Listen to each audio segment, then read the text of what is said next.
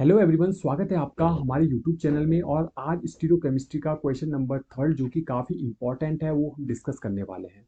आपको क्या बताना है, एमन ए टू सी आपके पास तीन कंपाउंड गिवन है, इनमें आपको बताना है कि ऑप्टिकल एक्टिव कौन सा कंपाउंड होगा। बहुत ही ज़्यादा इंपॉर्टेंट क्वेश्चन है। अब ऑप्टिकल एक्टिविटी जो होती है हमारी, ऑप्टिकल एक्टिविटी,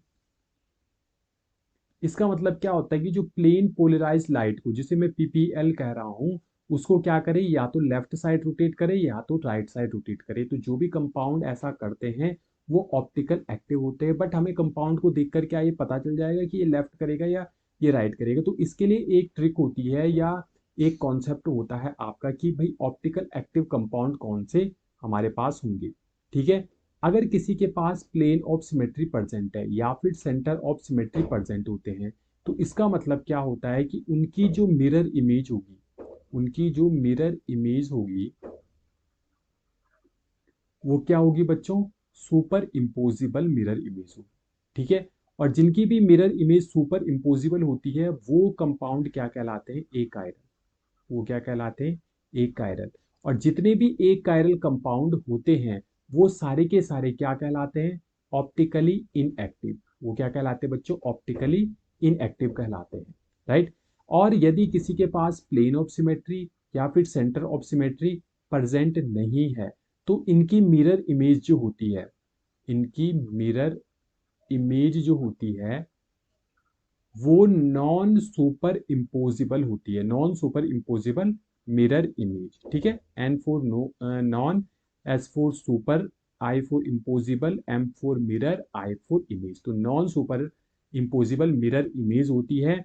और जिनमें भी ये पाया जाता है नॉन सुपर इम्पोजिबिलिटी, वो कंपाउंड हमारे क्या होते हैं बच्चों, कायरल कंपाउंड होते हैं। ठीक है, और एक चीज आपको ध्यान में रखनी है, कायरल कंपाउंड के लिए या ऑप्टिकल एक्टिविटी के लिए हमारे पास यदि फोर ग्रुप डिफरेंट हो, चार ग्रुप डिफरेंट हो, और हमारे पास sp3 कार्बन हो, तो वो क्या कहलाते हैं, हमारे कायरल कहलाते हैं। तो मेन आपको यहाँ पे क्या देखना है, कायरलिटी को अगर आपने चेक कर दिया तो आप बता दोगे कि कौन सा कंपाउंड ऑप्टिकल एक्टिव होगा। यदि हम इस नाइट्रोजन की बात करते हैं, इसका हाइब्रिडाइजेशन आप चेक करोगे, 1 2 3 4, तो 4 आ रहा है इसका स्टेरिक नंबर। तो यानी कि हाइब्रिडाइजेशन क्या हो जाएगा, इसका sp3 हो जाएगा। राइट। तो पहली पॉसिबिलिटी जो कायरलिटी के लिए है, sp3 कार्बन हमारा होना चाहिए और चार डिफरेंट ग्रुप उसमें प्रेजेंट होने चाहिए। तो यहाँ पे Me एक डिफरेंट है, पीएच भी डिफरेंट है, ये वाला ग्रुप भी डिफरेंट है और ये भी डिफरेंट है। तो चारों के चारों डिफरेंट ग्रुप है।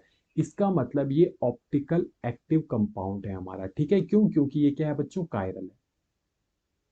काफी इंपॉर्टेंट कॉन्सेप्ट मैंने आपको अभी समझा दिया है, यदि आपको ये आ जाता है तो बहुत ही अच्छी बात है। राइट। अब अगर हम बात करते हैं ऑप्शन सी में, क्योंकि ये आसान है, यहाँ पे सल्फर है, सल्फर के पास क्या है, लोन पेयर है।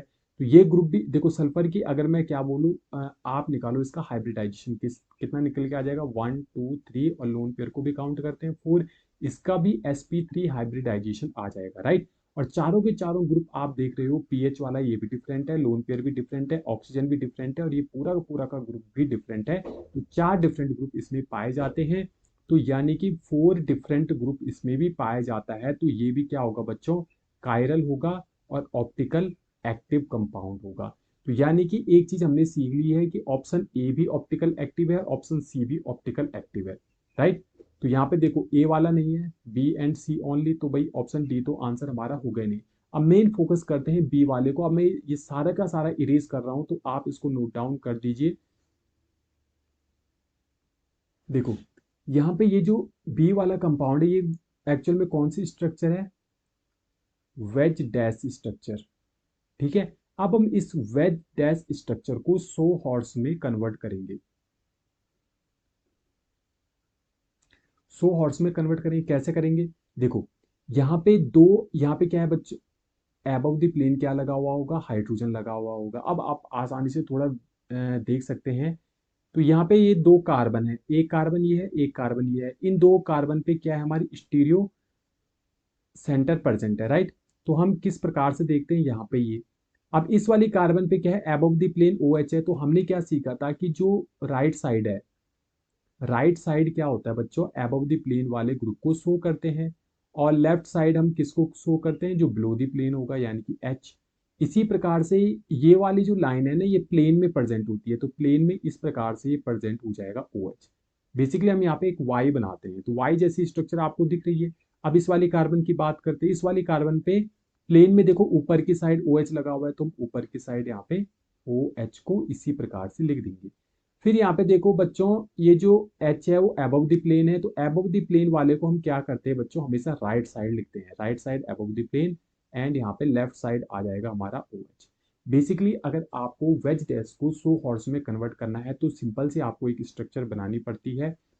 यहाँ पे दो कार्बन एटम है, दो कार्बन एटम को सिंगल बॉन्ड के थ्रू आपको जोड़ देना है, राइट। ठीक है।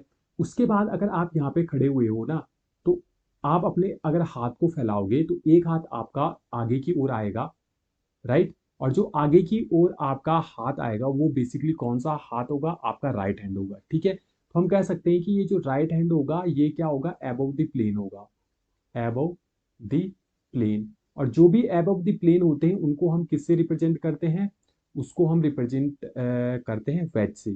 ठीक है, राइट। अब यहाँ पे अगर आप दूसरा हाथ देखोगे तो क्या जाएगा, बैक साइड जाएगा, राइट, यानी कि बिलो दी प्लेन। और बिलो दी प्लेन वाले को अगर लेफ्ट साइड है तो वो क्या होगा, बिलो दी प्लेन होगा, और बिलो दी प्लेन वाले को आप डैश से रिप्रेजेंट करते हो, राइट। इसी प्रकार से हमने यहाँ पे भी देखा है, तो ये क्या है बच्चों, राइट साइड है, इसीलिए मैंने अबव दी प्लेन इसको लगाया है, इसको बिलो दी प्लेन लगाया है ओ एच वाले को, राइट। अगर आप हमारे इस चैनल को लगातार फॉलो कर रहे हैं, वीडियो देख रहे हैं स्टीरियोकेमिस्ट्री की, तो ये आपको बिल्कुल आसान सा लगेगा और आप तुरंत ही इस क्वेश्चन को सॉल्व करोगे, राइट।